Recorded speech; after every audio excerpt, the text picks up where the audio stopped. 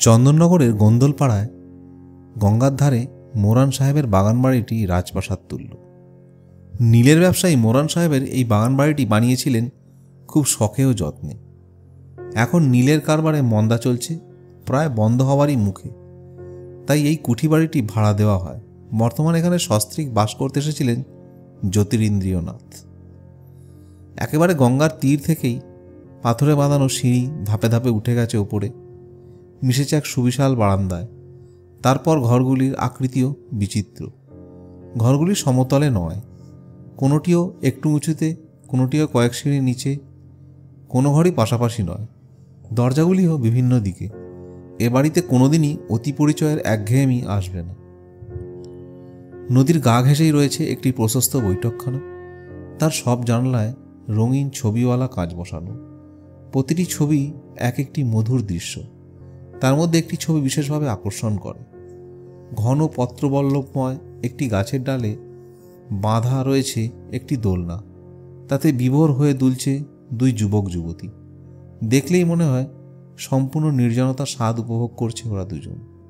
এই বাড়ির দুপাশে এবং পশ্চাৎ দিকে অনেকখানি বিস্তৃত বাগান।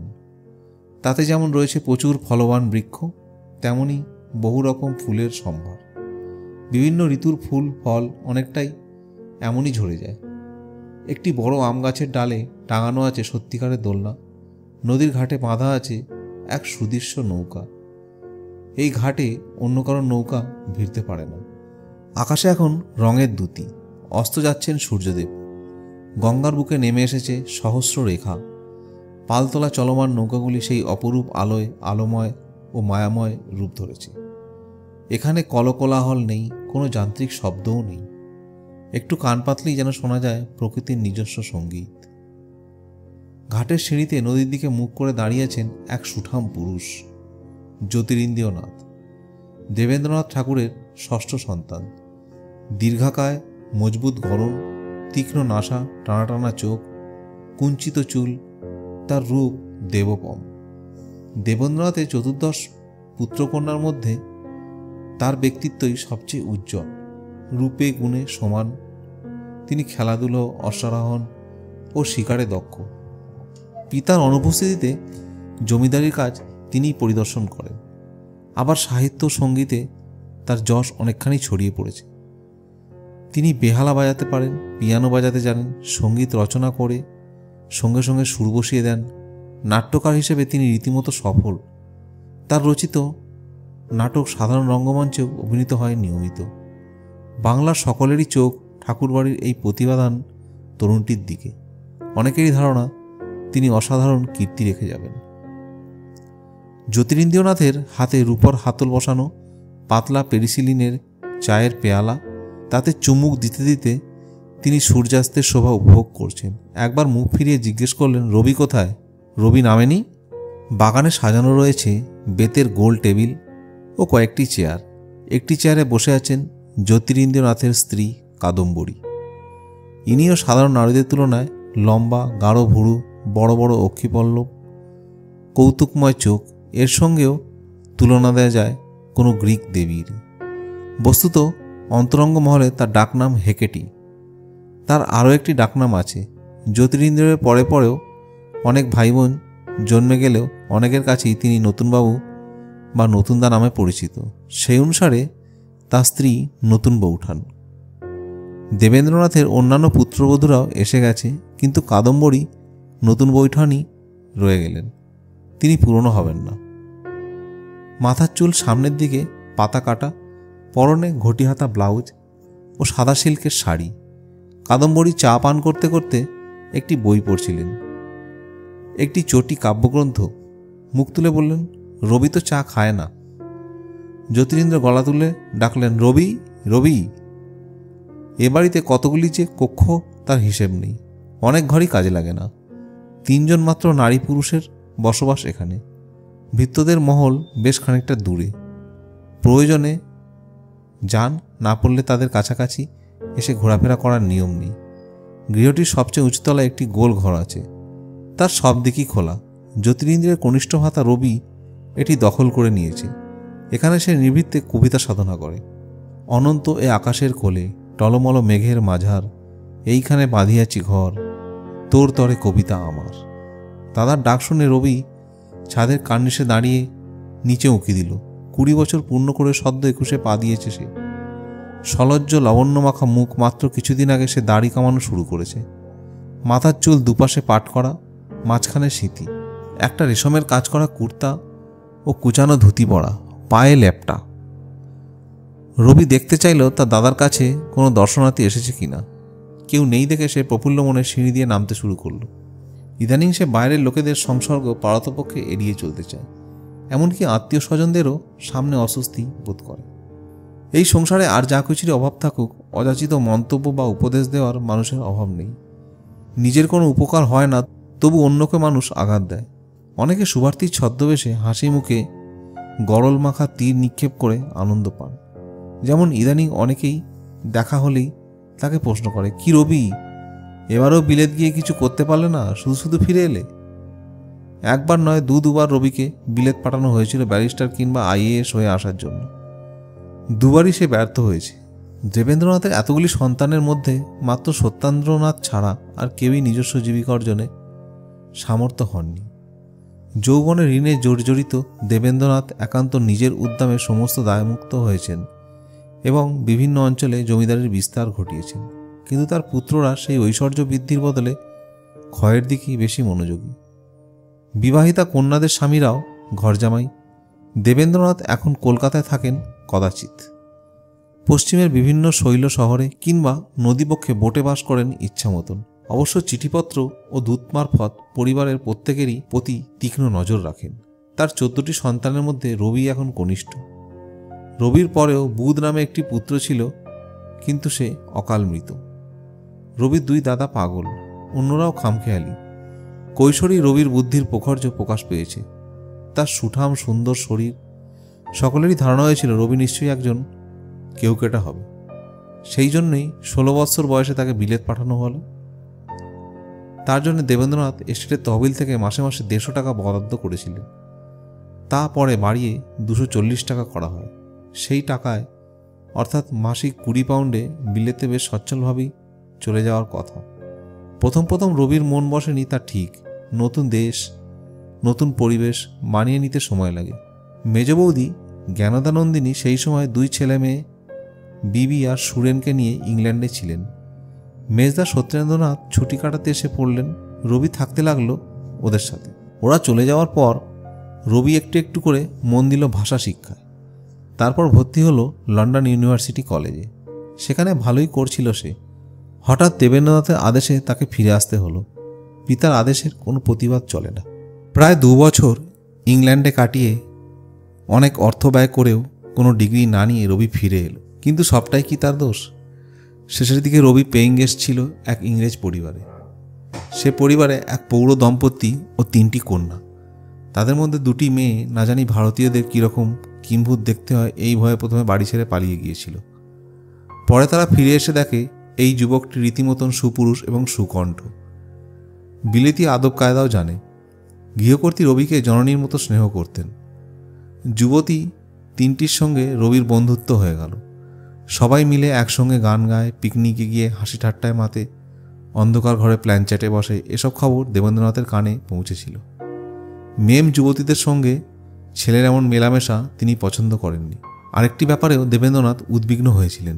বিলেত থেকে রবি ভারতী পত্রিকার জন্যে ইউরোপ যাত্রী কোনো বঙ্গীয় যুবকের পত্র নামে যে লেখাগুলি পাঠাতো, তাতে মাঝে মাঝে রীতিমতন ঔদ্ধত্যের প্রকাশ ছিল।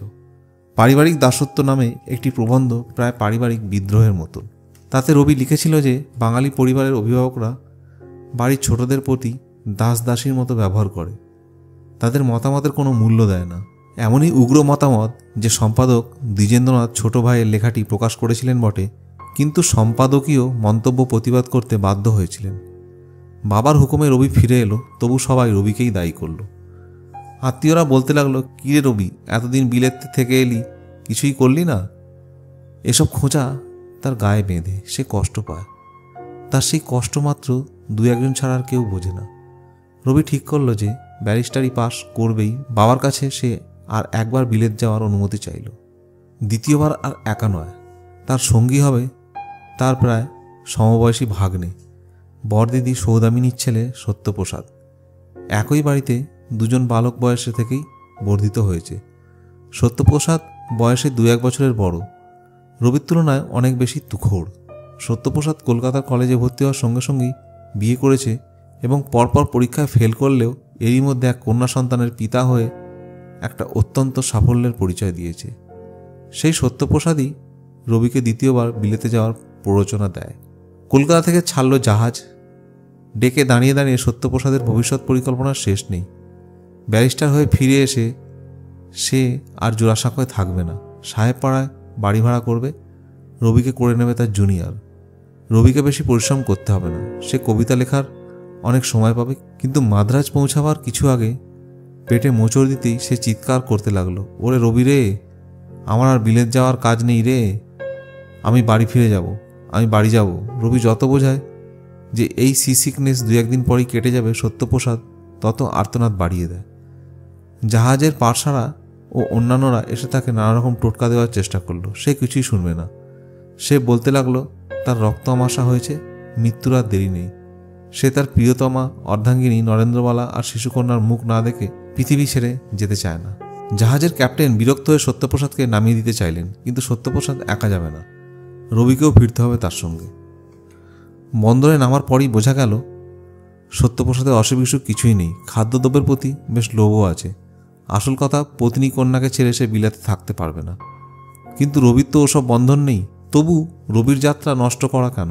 সত্যপ্রসাদ জানে দেবেন্দ্রনাথ এই সংবাদে মহাবিরক্ত হবেন, তাই রবিকে সে ঢাল হিসেবে নিজের সামনে রাখতে চায়। দেবেন্দ্রনাথ যখন মসৌরিতে, মাদ্রাজ থেকেই টেলিগ্রাম করে তাকে জানানো হলো দুঃসংবাদ, এবং কলকাতায় না ফিরে দুজনে সোজা মসৌরিতে গেল দেবেন্দ্রনাথের কাছে মার্জনা চাইতে। মহর্ষি দেবেন্দ্রনাথের ক্রোধের কোনো কর্কশ প্রকাশ নেই। 2 অপরাধীকে তিনি বসিয়ে রাখলেন সামনে। তপস্যারত ভঙ্গির মতো কিছুক্ষণ স্থির হয়ে তিনি আত্মসংযম করলেন। তারপর ধীর স্বরে বললেন, জাহাজ ভাড়া বাবদ অতগুলি টাকা তোমরা জলাঞ্জলি দিলে, সেজন্য তোমাদের কোনো শাস্তি দেব না। তবে ভবিষ্যতে তোমাদের শিক্ষার জন্য আমার কাছ থেকে একটি পয়সাও পাবে না, যথেষ্ট হয়েছে। এবার তোমরা নিজেরা যা পারো করো, ঈশ্বর তোমাদের সহায় হন। বাবার কাছে রবি যা বলতে পারিনি, কলকাতায় ফিরে চাপা বিদ্রোহকারীদেরও তা সে মুখ ফুটে বলতে পারল না। এবার সত্যি ইংল্যান্ডে গিয়ে পড়াশোনা করতে চেয়েছিল। সত্যপ্রসাদের জন্যেই সে ফিরে আসতে বাধ্য হয়েছে। রবির ভ্রাতৃত্ববোধ অতি সূক্ষ্ম, সত্যপ্রসাদের নামে দোষ চাপাতে তার রুচিতে বাঁধে। সত্যপ্রসাদ সবার সামনে বেশ বীরত্বের সঙ্গে বলে, আমি আর রবি দুজনেই ঠিক করলুম এই ম্লেচ্ছদের দেশে স্যান্ডউইচ আর মশলা ছাড়া সেদ্ধ মাংস খেয়ে বছরের পর বছর কাটানো আমাদের সহ্য হবে না। গরম ভাত, মুসুরির ডাল আর মৌরালা মাছ না পেলে কি বাঙালির ছেলে বাঁচে? খুব জোর বেঁচে গেছি বাবা। সত্যপ্রসাদ আসলে সত্য প্রকাশ করে না। রবি সেখানে উপস্থিত থাকলেও প্রতিবাদ করে না। রবি মিথ্যে কথা বলতে প্রায় অক্ষম, আবার সত্যের বাড়াই করে কোনো ক্রমে অন্যকে আঘাত দিতেও পারে না। রবি অনেকদিন মাতৃহীন, বরদিদি সৌদামিনী মাতৃসমা। সত্যপ্রসাদকে সবাই অভিযুক্ত করলে বরদিদি দুঃখ পাবেন ভেবে রবি নীরব থাকে। এই সময় পলায়নই শ্রেষ্ঠ পন্থা। যতীন্দ্রনাথ তার পিতার মতোই এক বাড়িতে বেশি দিন থাকতে পারেন না।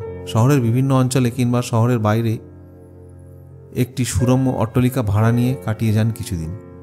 কলকাতায় ফিরেই রবি যখন শুনল যে জ্যোতিদাদা আর নতুন বউঠান রয়েছেন চন্দননগরের বাগান বাড়িতে, রবি চলে গেল সেখানে। অবিলম্বেই তার চিত্তশুদ্ধি হলো। এই দুজনের সান্নিধ্যেই সে সবসময় পায় এক প্রকৃত মুক্তির স্বাদ। দিন কাটছে যেন স্বর্গের এক একটি দিন। প্রতিটি মুহূর্ত এক এক বিন্দু অমৃত। সারাদিন কোনো পরিকল্পনা নেই, কোনো উদ্বেগ নেই, কোনো কর্তব্য নেই, কোনো দায়িত্ব নেই। যখন যা মন চায় তখনই তা করা যায়। ইচ্ছে করলে বাগানে গিয়ে দোলনায় বসে দোল খাওয়া যায়, গাছ থেকে ফল পাড়া যায়, নদীতে নৌকা বিহারে যাওয়া যায়, আবার ঘন্টার পর ঘন্টা বিছানার বুকে বালিশ দিয়ে উপুর হয়ে শুয়ে কবিতা লেখার চেষ্টা করলেও বাধা দেবে না কেউ। 3 জনে একসঙ্গে থাকলে গান হয়, গানের পর গান, নতুন নতুন গান। সুরের তরঙ্গেই আনন্দের তরঙ্গ, সেই সঙ্গে হাসির উচ্ছলতা। জ্যোতিদাদা জীবনকে উপভোগ করতে জানেন। এক এক দিন এক এক রকম পরিবেশ সৃষ্টি করেন। মাঝে মাঝে তার অবশ্য কাজের জন্য বাইরে যেতে হয়, কলকাতাতেও যেতে হয়, ফিরতে রাত হয়। সেই সব সময় নতুন বউঠান আর রবি এই দুজনেই দুজনের সঙ্গী। দুজনেরই রয়েছে পরস্পরের জন্য অফুরান গল্প, সময় ওদের হাতের তালু দিয়ে অলক্ষ্যে ঝরে যায় বালির মতন। কাদম্বরী রবির চেয়ে মাত্র 1.5 বছরের বড়। তিনি এখনও জননী হননি। তিনি এক অসংসারী নারী। তার শরীর ও মন জুড়ে রয়েছে শিল্পের সুষমা। এই লাজুক দেবরটিকে প্রীতি ও বন্ধুত্বের দিয়ে তিনি সবসময় আপন করে রাখবেন, আর রবির মন সম্পূর্ণ উন্মুক্ত করে দিতে পারে শুধু এই নতুন বৌঠানেরই কাছে। বাগানে এসে রবি দেখল জ্যোতিদাদা মাঝি মল্লাদের কী সব নির্দেশ দিচ্ছেন। রবিকে দেখে বললেন, আয় রবি, ঠিক করেছি আজ রাতটা গঙ্গার বুকে কাটাবো। এমন আকাশের রূপ 1,00,000 বছরে একদিন হয়। কাদম্বরী চাপা হাসির সঙ্গে জিজ্ঞেস করলেন, কি গো, দুপুর থেকে তুমি ওপরতলায় নিরুদ্দেশ? কটা কবিতা লেখা হলো? রবি বলল, যা লিখেছি তার থেকে না লিখেছি বেশি। সে না লেখা লাইনগুলি বোধ হয় আসল কবিতা। সেই লাইনগুলি ধরতে পারছি না। কে যেন আড়াল করে দাঁড়ালো। কাদম্বরী বললেন, কে কে? ঘাটে বাঁধা বোটটি একটি ছোটোখাটো বজরা, মাঝখানে 2 কক্ষ, ছাদটি চৌকো ধরনের। কেউ যাতে অসাবধানে জলে পড়ে না যায় সেই জন্যে দুদিকে রেলিং দিয়া। ওই ছাদের ওপর ফরাস পেতে মখমল তাকিয়া দেওয়া হলো। সঙ্গে নেওয়া হলো পানীয় জল, কিছু মুখরোচক আহার্য। জ্যোতিরিন্দ্রনাথ কোঁচানো ধুতি ও বেনিয়ান পরে বসলেন ছাদের একদিকে, তার হাতে বেহালা। কাদম্বরী ও রবি তার মুখোমুখি। নৌকা চলতে শুরু করলেই জ্যোতিরিন্দ্রনাথ ধরলেন পূরবী রাগিনী। আকাশে এখন সোনার ছড়াছড়ি, যেন মহাকাল মেতেছে স্বর্ণ হোলি খেলায়। সূর্য অদৃশ্য, তবু এত রং, এত বিভা। গঙ্গার দুদিকের গাছপালা ঝাপসা হয়ে এসেছে। শোনা যাচ্ছে দূরের কোনো মন্দিরের টুংটাং ঘণ্টার ধ্বনি, কোনো মসজিদের অপষ্ট বাজনার সুর। বাজনা শেষ করে জ্যোতিরিন্দ্রনাথ বললেন, রবি, তুই একটা গান কর। কাদম্বরী বললেন, ওই গানটা গাও, কি সুন্দর শোভা। জ্যোতিরিন্দ্রনাথ বললেন, ওটা তো পূরবী সুর নয়, ইমন ভূপালী কাওয়ালি। কাদম্বরী বললেন, তা হোক, আমি ওটাই শুনতে চাই। জ্যোতিরিন্দ্রনাথ বললেন, ঠিক আছে, ওটাই হোক, ওটাই হোক। রবি মুখ নিচু করে শুরু করলেন, এ কি সুন্দর শোভা, কি মুখ হেরিয়ে। বোটের 3 জন মাঝিকে একত্রে নীরব থাকার নির্দেশ দেওয়া হয়েছে। শুধু ঝপঝপ দাঁড়ের শব্দ। জ্যোতিরিন্দ্রনাথ পাশে রাখা ফরাসি ব্যান্ডির বোতল থেকে গ্লাসে ঢেলে মৃদু মৃদু চুমুক দিচ্ছেন। তারপর তিনিও বেহালায় ধরলেন ইমনের সুর। একসময় একটু থেমে গিয়ে যেই সিগারেট ধরালেন, কাদম্বরী রবিকে বললেন, তুমি আরেকখানি গান ধরো। এবারে আর কোনো গান জিজ্ঞেস করতে হলো না। সেই কোণে দেখা আলোয় নতুন বৌঠানের দিকে তাকিয়ে সে গেয়ে উঠল, আলাইয়া ঝাঁপতাল, তোমারই করিয়াছি জীবনের ধ্রুবতারা, এ সমুদ্র আর কবু হবে না কো পথহারা। জ্যোতিদাদা বললেন, এখন তো সবেমাত্র গোধূলি, এখনো ধ্রুবতারা ওঠেনি। আকাশে সোনার আভা মিলিয়ে গেল একটু একটু করে, কিন্তু অন্ধকারের পর্দা সবকিছু ঢেকে দেওয়ার আগেই চাঁদ উঠে ছড়িয়ে দিল তার তরল রূপোর মতো জ্যোৎস্না। ভেসে চলেছে নৌকা। জ্যোতিরিন্দ্রনাথ বাজিয়ে চলেছেন একটার পর একটা রাগ রাগিনী। রবি গান গাইছে সঙ্গে সঙ্গে, মাথা দুলিয়ে দুলিয়ে কখনো সেই গানে যোগ দিচ্ছেন কাদম্বরী। স্বর্গে ইন্দ্রের সুরসভা কি এর চেয়ে বেশি আকর্ষণীয় হতে পারে? ভাবে বিভোর 3 জন মানুষ এখন পৃথিবীতে বিস্মিত। একসময় জ্যোতিরিন্দ্রনাথ নিচের এক মাঝিকে বললেন, ওরে, কতদূর এলি রে, এবার ফের। কাদম্বরী বললেন, এর মধ্যেই ফেরা হবে? তুমি তো সবে বেহালা বাজাচ্ছিলে, আমি ভেবেছিলুম ভৈরবীতে শেষ হবে। জ্যোতিরিন্দ্রনাথ হা করে হেসে উঠে বললেন, তাহলে ফেরার পথে আর কোনো গান থাকবে না। নৌকায় আমি ঘুমোতে ভালোবাসি না। রবি এতক্ষণে জ্যোতিদাদার বেহাগের সুরের সঙ্গে মিলিয়ে নিজের একটা বেহাগ খামবাজ একতালা গান পেয়েছে। সে গেয়ে উঠল, সখী ভাবনা কাহারে বলে, সখী যাতনা কাহারে বলে, তোমরা বলো যে দিবস রজনী, ভালোবাসা ভালোবাসা। গানের মাঝখানেই জ্যোতিরিন্দ্রনাথের মাথায় নতুন একটা খেয়াল চাপল। উঠে দাঁড়িয়ে বললেন, পলতার কাছাকাছি এসেছি মনে হচ্ছে, আয় রবি, ঝাঁপ দিবি আমার সঙ্গে? তুই আমি সাঁতার দিয়ে গুণদাদার সঙ্গে দেখা করে আসি। জ্যোতি রবিদের খাল্লুতাতো ভাই গুণেন্দ্রনাথ সম্পত্তি পলতার একটি অতি সুদৃশ্য বাগানবাড়ি কিনে সপরিবারে অবস্থান করছেন। আমোদ হইচই পরায়ণ গুণেন্দ্রনাথ সে বাড়িতে প্রচুর অতিথিদের আমন্ত্রণ করে পার্টি দেন। সেখানে বোট নিয়েই যাওয়া যায়, কিন্তু জোয়ার এসেছে। জ্যোতিরিন্দ্র এই রাত্রে জোয়ারে উত্তাল নদীতে সাঁতার দিয়ে পার হতে চান। এর আগেও তিনি কাদম্বরীকে ভীতি বিহ্বলা করে রবিকে নিয়ে সাঁতার দিয়ে গঙ্গা পার হয়েছেন। কাদম্বরী ব্যাকুল হয়ে রবির হাত চেপে ধরলে বললেন, না না, তুমি যেতে পারবে না, কিছুতেই যাবে না। জ্যোতিরিন্দ্রনাথ আবার হাসলেন। তিনি জানতেন তার স্ত্রী তার বেলায় খুব আপত্তি না করলেও কিছুতেই রবিকে যেতে দেবে না। রবিকেও এখনও ছেলে মানুষ করে রাখতে চায়। এক এক রাত এমন সঙ্গীত ও রঙ্গকৌতুক তৃতীয় প্রহর পার হয়ে যায়। তার পরের দিন অনেক বেলা পর্যন্ত যতীন্দ্রনাথ ও কাদম্বরী শয্যাত্যাগ করেন না। রাত জাগলেও কিন্তু বেশিক্ষণ ঘুমোতে পারে না রবি। সূর্যোদয়ের একটু পরেই উঠে পড়ে, দাদা বৌদিকে ডাকে না। একলা একলা বাগানে ঘুরে বেড়ায় কিংবা ঘাটে বসে নৌকা চলাচল দেখে। প্রতিটি দৃশ্য, প্রতিটি মানুষ, এমনকি প্রতিটি বস্তুই তার নতুন মনে হয়। সব কিছুই যেন তাৎপর্যময়। একজন সাধারণ মানুষ খুব মনোযোগ দিয়ে স্নান করার পর গামছা দিয়ে পিঠ রগড়াচ্ছে। অস্ত সূর্যের বিপরীত দিকে উড়ে যাচ্ছে বকের পাতি। সেই দিকে তাকিয়ে থাকতে থাকতে রবির মনে হলো এই সব দৃশ্যেরও যেন একটা গূঢ় অর্থ আছে, অথচ সে অর্থটা তার কাছে ধরা পড়ছে না। কবিতা রচনার সময়ও সে এই সংশয়ে বিমূঢ় বোধ করে। বিলেতে গিয়ে বিশেষ কৃতিত্ব অর্জনের ব্যর্থ চেষ্টার পর তাকে প্রায় আত্ম অনুসন্ধান করতে ইচ্ছা ইদানিং। একটা কিছু তো করতেই হবে, কিন্তু তার কি যোগ্যতা আছে? বাংলা ভাষার প্রতিদিনই কিছু না কিছু রচনা করতে তার সবচেয়ে ভালো লাগে, কিন্তু সেটাই কি যথেষ্ট? রমেশ দত্ত, বঙ্কিমবাবু, নবীন সেন এরা খ্যাতিমান লেখক বটে, কিন্তু এরা কৃতবিদ্য এবং সমাজের অন্যভাবেও প্রতিষ্ঠিত। আবার মাইকেল মধুসূদন, না, ওর কথা থাক, না তোলাই ভালো। উনি সব দিক দিয়েই ব্যতিক্রম। রবিকে কি তার পিতার পরিচয়ে পরিচিত হতে হবে? বাল্যকাল থেকেই সে কবিতা লিখেছে, আত্মীয় বন্ধুরা তার কবিতার বই ছাপিয়ে দেয়। 20 বছর বয়সেই সে 3-4খানি গ্রন্থের গ্রন্থাগার। মহৎ সাহিত্য যে তাৎক্ষণিক জনপ্রিয়তা পায় না, তাও রবি জানে। কবিত্ব শক্তি নিয়ে তার নিজের বেশ একটা আত্মশ্লাঘা ছিল, কিন্তু অতি সম্প্রতি তার মনে একটা দ্বিধা দেখা দিয়েছে। দাদারা এবং পারিবারিক শুভার্থীরা স্নেহের বশে উচ্ছ্বাসিত হয়ে সে যা লেখে তারই প্রশংসা করেন। কিছু কিছু অল্পবয়সী ছেলেছোকরা শুধু তার কবিতা নয়, তার সাজ পোশাকেরও অনুকরণ করতে শুরু করেছে বটে। কিন্তু প্রকৃত শিক্ষিত বোদ্ধারা কি বলেন? রবি সন্দেহাতীতভাবে একজন ভালো গায়ক। নিজের পারিবারিক গণ্ডি আদি ব্রহ্ম সমাজের ছোট বৃত্ত ছাড়িয়ে তার খ্যাতি ছড়িয়ে পড়েছে কলকাতার বৃহত্তম প্রাঙ্গণে। বিশেষত বিলেত থেকে ফেরার পর তার কণ্ঠে সুরের সঙ্গে মিশেছে দাঢ়।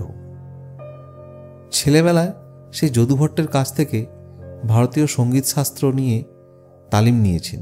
ব্রাহ্ম সমাজের বাঁধা গায়ক বিষ্ণু চক্রবর্তীর কাছ থেকে অনেক কিছু শিখেছে। জ্যোতি দাদার পিয়ানো বাজানোর সঙ্গে গলা মিলিয়েছে। তারপর ইংল্যান্ডে গিয়ে পাশ্চাত্য সঙ্গীতের মর্মে প্রবেশ করেছে খানিকটা। সব মিলিয়ে তার সঙ্গীত জ্ঞান সমৃদ্ধ, কণ্ঠস্বরও এসেছে নিজস্বতা। সবাই তাকে এখন গান শোনাবার জন্য অনুরোধ করে, কিন্তু রবি কি পেশাদার গায়ক হতে চায়? অভিনেতা হিসাবেও সে এরই মধ্যে অনেকটা সার্থক।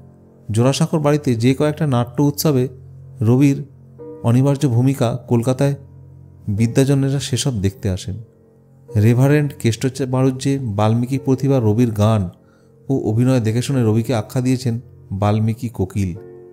কিন্তু রবি তো নেহাত অভিনেতাও হতে চায় না। তার প্রধান ভালোবাসা যে কবিতা। বস্তুত কবি হিসেবে রবি এ পর্যন্ত তেমন কোনো অসাধারণত্বের প্রমাণ দিতে পারেনি। সে অনবরত কবিতা লিখে যেতে পারে, ছন্দ মিল আসে সবলীলভাবে, কিন্তু কিছুতেই গভীরতা আসে না। তার শব্দগুলো এলিয়ে পড়া, ছড়া ছড়া, অস্পষ্ট। বিশুদ্ধ আবেগের বদলে ফুটে ওঠে উচ্ছ্বাস, বিষণ্ণতার বদলে হতাশ নয়। রবি কবিতা লিখতে গেলেই যেন হয়ে যায় ছন্দবদ্ধ ব্যক্তিগত ডায়েরি কিংবা চিঠি। তাতে সর্বজনীনতার স্পর্শ লাগে না। রবি এখন তা বুঝতে পেরেছে, কিন্তু কি করে এর থেকে উত্তরণ ঘটানো যায়? ভগ্নহৃদয় কাব্যগ্রন্থটি প্রকাশের পর কেউই বিশেষ ভালো কথা বলেনি। রবি ভেবেছে এই বইটির প্রচার বন্ধ করে দেবে। যার মতামতকে রবি বিশেষ শ্রদ্ধা করে, সেই প্রিয়নাথ সেন বইখানি পড়ে রবিকে প্রায় ভৎসনাই করেছেন বলতে গেলে। বিহারীলাল চক্রবর্তীর প্রতিবেশী এই প্রিয়নাথ সেনের সঙ্গে রবির পরিচয় হয়েছে মাত্র কিছুদিন আগে। এই মানুষটির জ্ঞানের পরিধি দেখে রবি একেবারে মুগ্ধ। প্রিয়নাথ যেন সাহিত্যের 7 সমুদ্রের নাবিক। তিনি পৃথিবীর সবকটি প্রধান ভাষার সাহিত্যের স্বাদ গ্রহণ করেছেন। রবির সঙ্গে তার প্রীতির সম্পর্ক। রবি তার কাছ থেকে অনেক কিছু শিখেছে।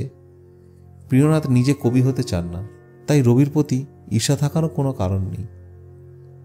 ভগ্নহৃদয় পড়ে তিনি ভ্রুকুঞ্চিত করে বলেছেন, এসব কি লিখেছ হে রবীন্দ্র? এ যে নিছক মেয়েলি ছড়ার মতো। এতে কোনো উচ্চাঙ্গের ভাব নেই, রস নেই, ভাষা এত দুর্বল। এপারে দাঁড়ায় দেবী গাহিনু যে শেষ গান, তোমারই মনের ছায়া সে গান আশ্রয় চায়। একটি নয়ন জলে তাহারে করিয়ে দিও দান। যাত্রাদলের ছোঁড়ারা এমন প্যানপ্রাণানি গান গায়। একটি নয়ন জল আবার কি, তারপরেই যে লিখেছ বিষণ্ণ অধর দুটি অতি ধীরে ধীরে টুটি, অতি ধীরে ধীরে ফুটে হাসির কিরণ। অধর আবার দুটো হয় কি করে? উপরেরটি ওষ্ঠ, নিচেরটি অধর, তাও না হয় হলো। অধর আবার টুটবে কি করে? অধরের কথা লিখতে গিয়ে ভাষা কি মাথা মুন্ডুও খোয়াবে? পরপর দু লাইনে অতি ধীরে ধীরে কোনো ভালো কবি লিখবে না। পরিবারের সবাই সবসময় প্রশংসা করে রবিকে উৎসাহিত করেন বটে, কিন্তু একজন ব্যতিক্রম, যার উদ্দেশ্যে রবির অধিকাংশ কবিতার লেখা। তিনিই রবির প্রধান সমালোচক, নতুন বৌঠান। রবির সব কবিতা তিনি প্রথম পাঠ করবেনই। রবি দেখাতে না চাইলেও জোর করে খাতা কেড়ে নেবেন, কিন্তু পড়তে পড়তে মাথা দুলিয়ে দুলিয়ে কৌতুকহাস্যে বলেন, যাই বলো, তুমি এখন উঁচুদরের কবি হতে পারোনি, বিহারীলালের মতো তুমি লিখতে পারো না। তোমার গানগুলি বেশ হয় বটে, কিন্তু কাব্য বিহারীবাবুর সেরা। গল্প এখানেই শেষ নয়, সামনে আরও চমক আছে। পরবর্তী ভিডিওতে দেখা হবে, সঙ্গে থাকুন।